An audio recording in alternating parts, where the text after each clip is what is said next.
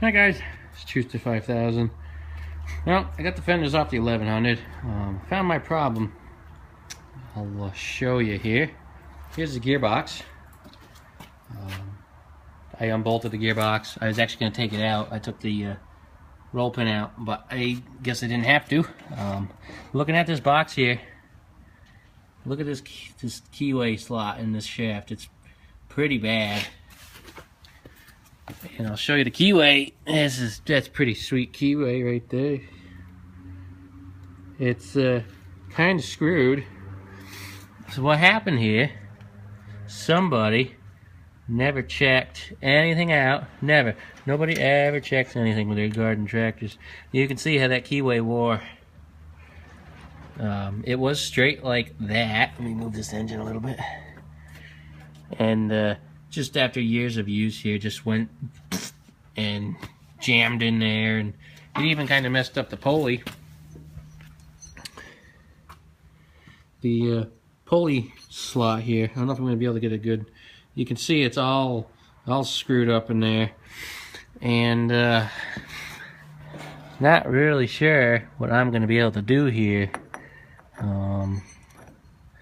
This, let me see if I can get it back on. You know what? I'm not going to put it on. My plan is I'm going to put this keyway back in, and just because it's so screwed up, the keyway is not expensive. Pulley's like 40 bucks, but this shaft, you can't get this gearbox shaft anymore. My plan, I'm going to put that keyway back in. I'm going to grind this right here. I'm going to put some tack welds on this pulley to that gearbox shaft. Not going to do too many. A couple good ones though, so that the pulley isn't going to be shucking like it was doing before, and that's why this tranny was making all this noise, just because of that pulley. So if you guys ever buy one of these, this 1100, 1204, 482, 582 special, what else had this box in it? I think that's all I can think of right now. 1604, I believe that was one of them. It was the 16 horse Briggs, Peerless 4-speed. The 1100 is obviously the 11 horse Briggs. 1204 was a 12 horse Kohler with the Peerless, which is, I had one of them. 482 is the exact same thing as this, except it's a red Cub, 82 series anyway. What else was there? I think it's about the 582 special was a red Cub, same gearbox setup just like this with the shaft, and it had the 16 horse Briggs opposed twin, which seems to be used a lot with this tranny. Briggs and Stratton engine with this tranny, just because it was a lot cheaper to buy back then, and you kind of see why, because this setup is a lot, you know. Doesn't cost nearly as much. I gotta figure out what. Oh, I see what that's doing over there. It's binding. So I mean, it's really simple. That's your clutch. That's all your clutch does. Oh, that and the brake.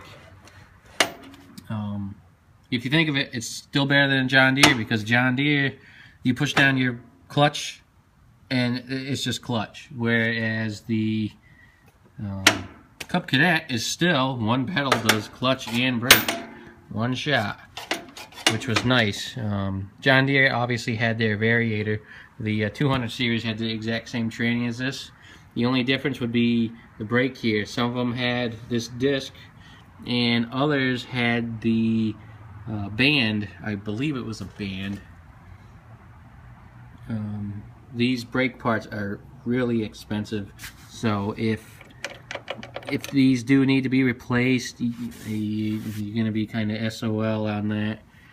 As far as I know, I remember trying to get prices for brake pads on one of these. I think it was the 1204, and they were just so expensive. I think it was $150 for one pad. And then you look at the pad here, you think, well, how does it cost that much? Luckily, these are in pretty good shape, so that's good. I'll just go over some other stuff here. Everything works. I got some water in here. I know that's not good. I'll probably take take this cap off. I don't know. I'm not sure yet. It shifts fine. Everything, all the gears worked on this. It was just that pulley is low. Second, I don't remember. Is that reverse? Yeah, it's reverse. Then you got what? Third gear. You got fourth gear. But trannies themselves, when they're good. Just gotta check your oil. There's your fill port right there, and you got your drain on the bottom. When I pull the tranny out to do a repaint on her, I'm gonna obviously drain it. I'm also gonna flip these mounts around. I'm gonna unbolt the rim here, take up the snap ring. I'm gonna pull this hub off, flip it over, and put it back on, because that'll put the offset of the wheels in a little bit further. And I don't really like it this wide, because what is it right now? I got a 38-inch mower deck. I don't know if this mesh is 38. Let's see what we got here. Do we have 38? We have, oh, we do have 38.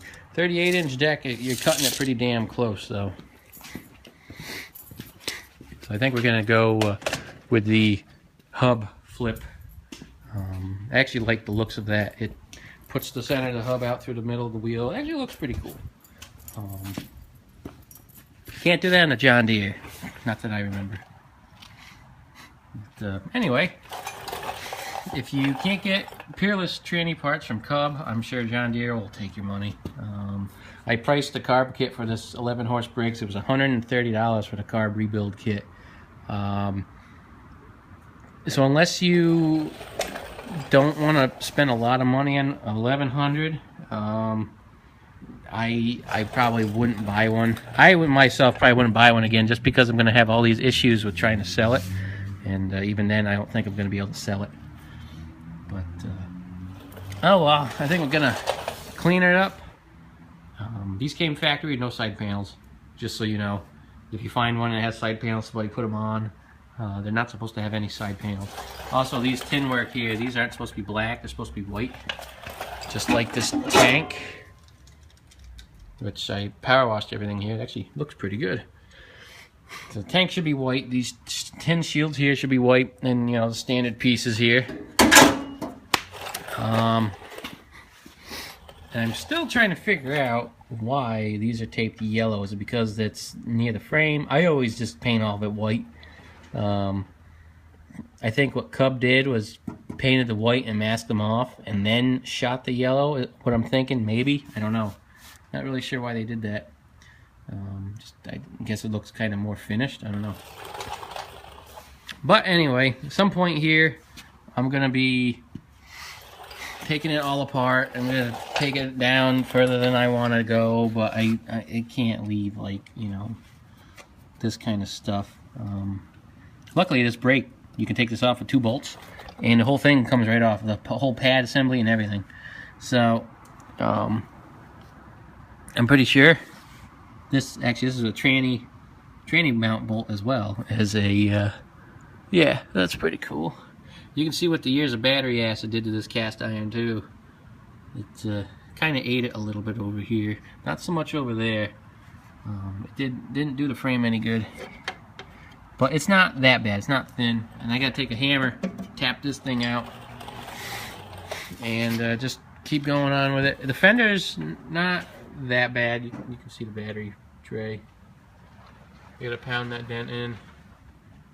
Foot pads are nice. I'm gonna just tape them off, and or maybe I'll take them off and then re-glue them. Sound good? Alright guys, well, I'll update with videos as I go. It might be a little while before I get another video up of disassembly here, but we will see you later.